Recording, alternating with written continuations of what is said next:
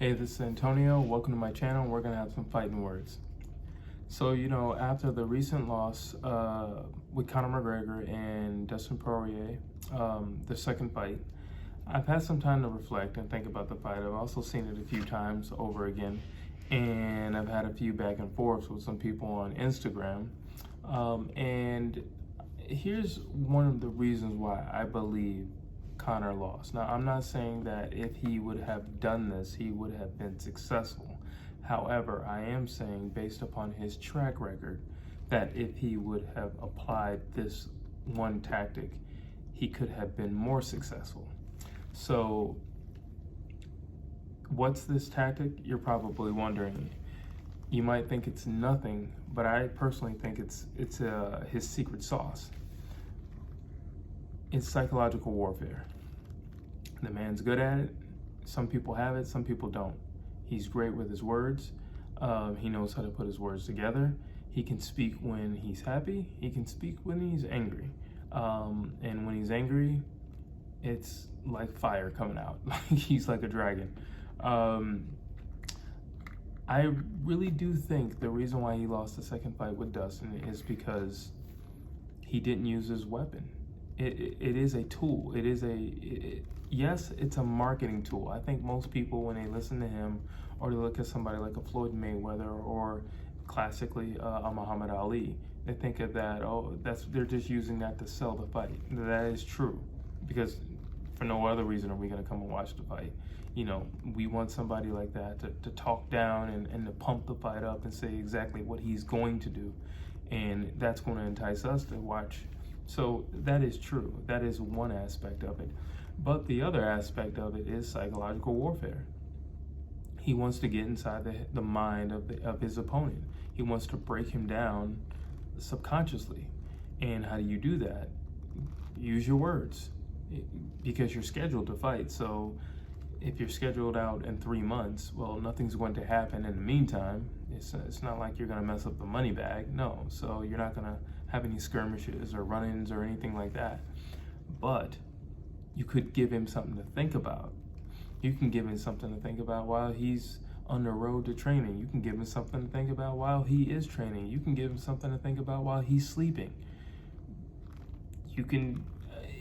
Okay, so Conor does have a history of going below the belt. But again, let's just be honest. That's one of the reasons why. Either you love him or you hate him, you do tune into him. Let's just call a spade a spade. That's the reason why Floyd has as many fans as he has. Ali had as many fans as he had. Not everybody has it, but it is a tool. Mike Tyson did it very well. His was mainly focused on fear and intimidation, but he used it. He used it just as much. So the first time that Conor and Dustin fought, Dustin admitted himself that he had dreams about Conor and that he wanted to hurt him, and it was personal. Well, where did that come from? It's not like they knew each other. Conor's from another country. Well, it's what Conor said. It's not necessarily anything that he did, because he couldn't do anything. Again, you're scheduled to fight. So in the interim, all you can do is talk. So Conor has proven in his history, his past with Dustin, that he can get under his skin. He can rattle his cage. Now, when you look at the second fight, it didn't happen. Conor was so happy to be back at the dance that he was just a little too nice. He was a little too complimentary to Dustin. Yes, Dustin had been on a winning streak, and yes, Dustin was looking great ever since his last loss to Conor. But that doesn't mean you're nice to the guy. Keep in mind, you are going to fight this individual at the end of the day. This person is going to try to punch a hole in your face, and I hope you intend on punching a hole in his face, or at least want to. I think he was way too nice. I think he was way too generous with his compliments. I think by doing so, he put Dustin in a calm place where he can function. But I think him being so nice to Dustin took him out of his element and out of his place of comfort. Because I believe, like a Floyd, Conor uses that secret sauce to also rile himself up.